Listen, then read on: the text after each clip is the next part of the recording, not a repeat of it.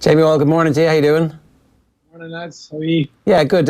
Did you expect that performance from Cork?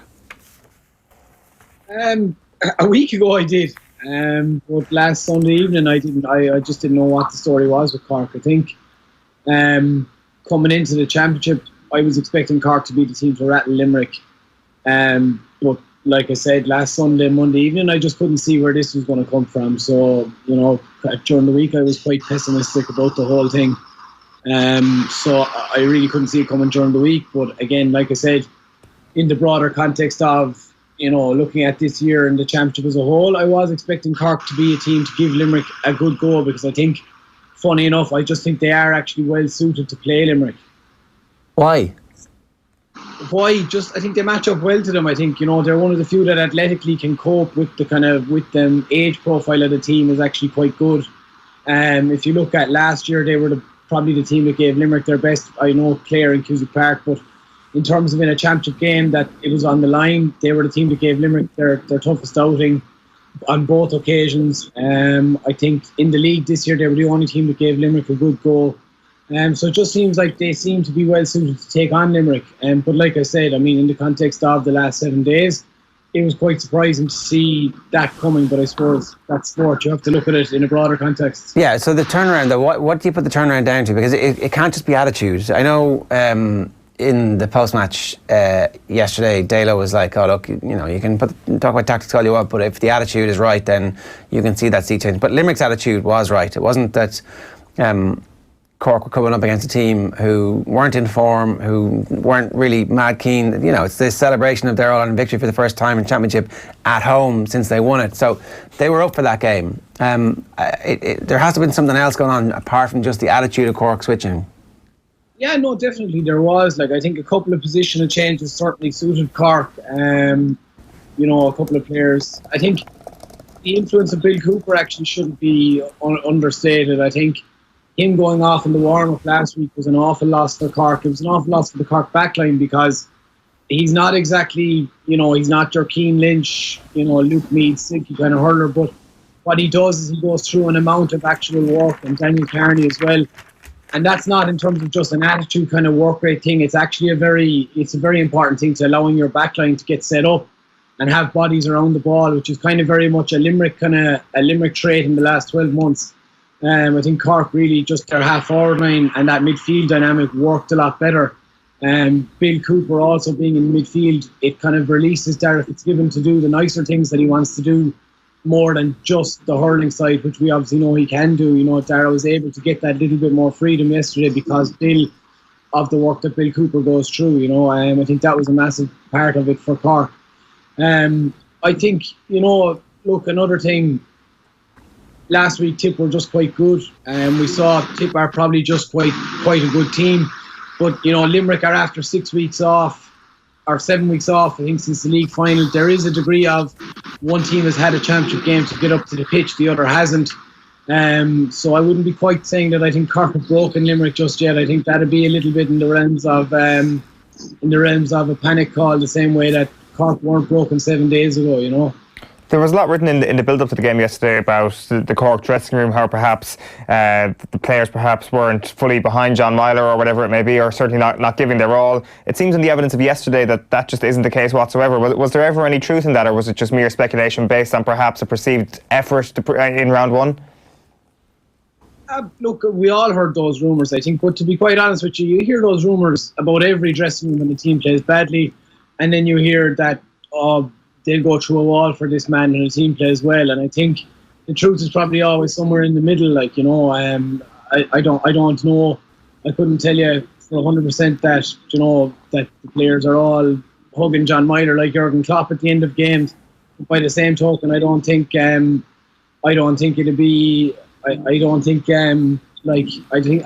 those kind of things, you see that in sport, in hurling, in football, in soccer, this whole, they're not playing for the manager thing, and sometimes the team can just play badly, and I think it was as simple as that last week. I don't think it was because I think at the end of the day, look, I think it's quite insulting to players, especially in an amateur context, whatever about a professional context, to suggest that it's a manager they're playing for. You know, I would like to think that the players playing for Cork, playing for Limerick, playing for Tip, playing for Kilkenny, they're not playing for their manager, they're playing for a lot more than that. So, look, honestly, like I said, we'd have all heard those rumours, but again, you hear those rumours about a lot of counties when things aren't going well, and very often it can just be a case that a team is just playing poorly. You know, I know last year, I know for a fact that we'll say you'd have heard similar rumblings from Tipperary, and I know for a fact that the Tipperary camp, as people were never unhappy with Michael Eoin, that they all, you know, were always giving their all. There's just a case of they were just playing quite poorly, like, and you just hear,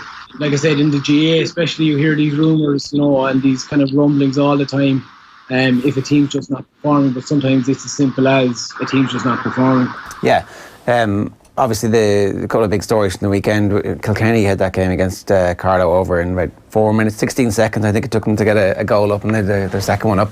The Dubs game, Dublin came back and equalised the last puck of the ball. Matty Kenny's obviously set out his stall, and they've been competitive in the first two games, which is good for them, but it hasn't been enough yet to get them to that point where they feel like legitimate contenders in Leinster just yet. And it seems like the big story is still a mad focus on the Munster Championship just yet. And Paul Reid has been in touch to say he's a Spurs fan. He feels for City fans an amazing achievement. All they receive is criticism. Liverpool, United, Arsenal fan base get all the news. The Sunday game have gone the same with Leinster Hurling. The Munster game on TV and on the Sunday game at 9:30. And the Wexford game being the best of the entire day, the Wexford Dublin, it seems. Like, I only got to see the highlights as most people did yesterday. But ultimately, you're going to probably start with the heavy hitters of Munster really on a kind of weekly basis on the Sunday game. But that's a story for another day. Jamie, there's one other thing I kind of wanted to get your take on. Like, Ger and I were talking at the top of the show, just kind of eulogising about the greatness of this Tipperary team, at least on paper, that really when you look at, especially, say, when you look at their half-back line and when you look at their six forwards on any given day, this team, if they reach the level of their potential, are close to unstoppable against most teams in the country. But you kind of do the same with this Cork team, and you look at them from 1 to 15, and even some of the players coming off the bench, and that batch of under-21s, much like Tipperary coming through again this year. This Cork team is a sensational star-studded outfit as well, and really you have to put them quite up there with Tip in terms of the Munster Championship frontrunners. Definitely, yeah, and Munster Championship and going forward as well to the All-Ireland. Like, I think, look, Cork weren't a bad team this day last week. They just were a team that had played poorly, you know. And you look at the ability of the players in that group, you'd have to be quite, you know, hopeful that they're capable of doing something. I think, like I said at the start of the year, I would have tipped Cork to do quite well and to challenge quite highly in the championship. And you know, I remember something that you said last year on actually, in that. I think it was after their first game in the Munster Championship where they performed so well in the first half, and you said I think it was Tip actually, funny enough, you said I couldn't believe I'd forgotten about all these great young Cork players, and then they kind of crumbled in the second half, and you said I couldn't believe I'd forgotten how young these great Cork players are. And I think it was a quote that it just stuck with me in my head. It was a great soundbite, by the way.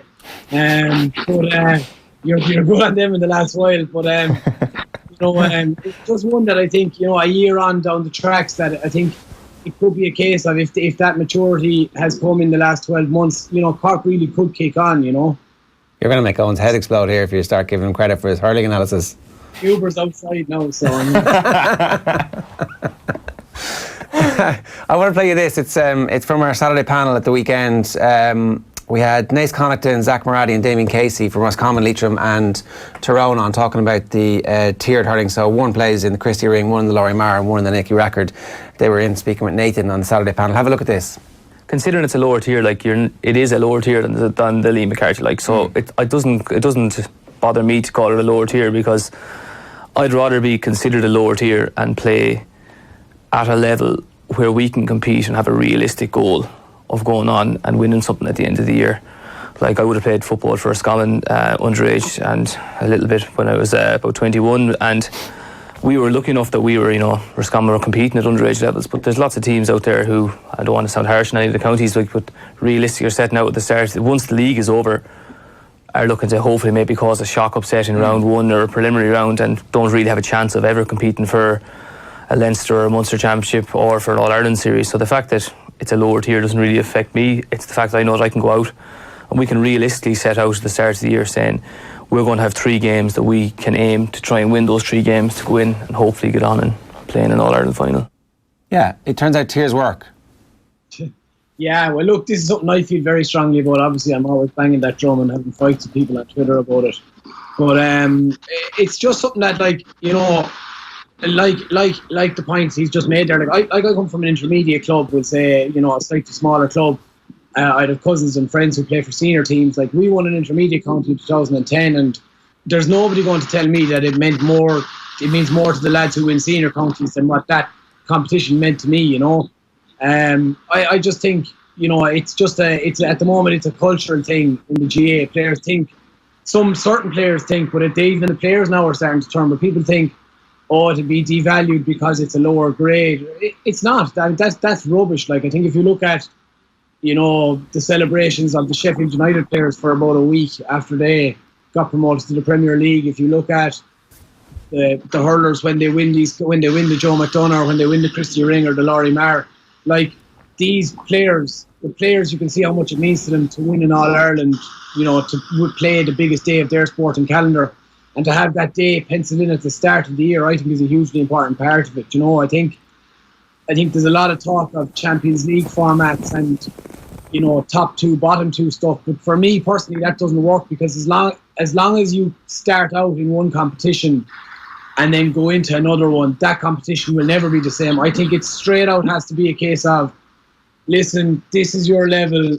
If you want to climb, you win it, or even you get to the final the same way that the leagues work, and you climb the grades. And then there's a tangible reward. There's a kind of we are going up kind of feeling to it. Like, and for me, that's the key to it working. Like, the key to it working is a little bit of tough love and saying, no, sorry, you don't all deserve a crack at the big boys, because this mantra of, oh, we deserve our go at the big boys, for me, it's part of the ruination of Gaelic football, because teams are then setting up to not get a hammering, and then all of a sudden you have Exactly this kind of perpetuating, you know, and even then it affects the lower grade teams, because the teams playing against each other at their own level in the earlier rounds of the championship are too busy trying to work on a system so that they don't ship a 25-point beating to Kerry or Dublin, you know? Yeah, no, exactly. That's the poison in the well. Yeah, for sure. Like, when you compare the sort of situation that hurling has found itself in, like creating a competition like the Joe McDonough Cup, which really, if you look at all the competitions we had last year, was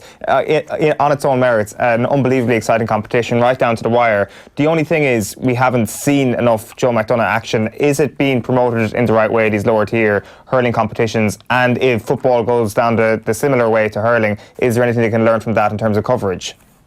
Not remotely enough, and that's, again, I'd straight away, like, when people throw that argument there, it's a very fair one. Like, you look at the coverage, but I think, to be honest, in general, the way we cover the games in the GAA is just quite poor. You know, like, Sky Sports made a phenomenon out of darts, and not to insult any darts fans, like, but it's hurling and football are vastly superior games, and we're currently making a balls of how we promote them. You know. We showed the first 40 minutes of the Sunday game last night. We showed games that we've already seen and talked about them for equally as long a period of time.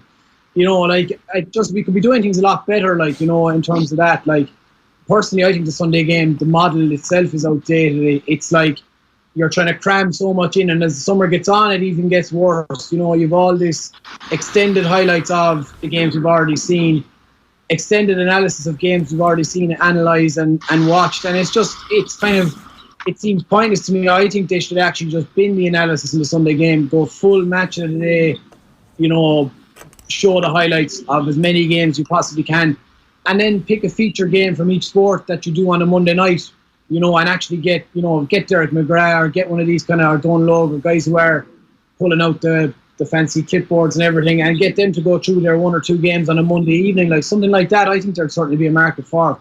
But, you know, look, I suppose the coverage, like, the competition itself is it's a separate argument, I think, to the coverage, you know, because I think we need to start looking after the actual players and the people that matter the most, you know. Like, I would love to see the Joe McDonough get proper coverage, because it's quite a decent level of hurling. It's quite high scoring. It's quite enjoyable to watch. But again, I think, look, they're two separate issues. It's a very important issue and a very important part of the tiers, and something that, if they are going to bring it in, needs to be learned from. But, you know, it's a kind of, it's a whole other ball game. You have to have the competition first to talk about how we're going to make it work, you know. Jamie, good stuff. Thanks a million. Jamie Wall giving us some thoughts there this morning. How are you? Good, yeah. He talks a lot of sense there on that front. Like the one thing I do hear, and I completely buy the point about showing, the highlights of the games you've already seen during the day and the evening. But ultimately, like people aren't as obsessed with sitting down and watching the games in full as some of us are on a Sunday afternoon. Like yesterday, of course, wasn't ideal that at the start of the Sunday game I was watching the same highlights of the same games I'd watched that afternoon. But ultimately, people are coming to the Sunday game fresh. They're coming to the game having not seen anything like... Yeah, look, the counter argument is that you lead with your best content. And so there was 37,000 in the Gaelic grounds. Obviously, they didn't see the other game live, and they probably want to go back and watch. So, you're part of your audience won't have seen it. So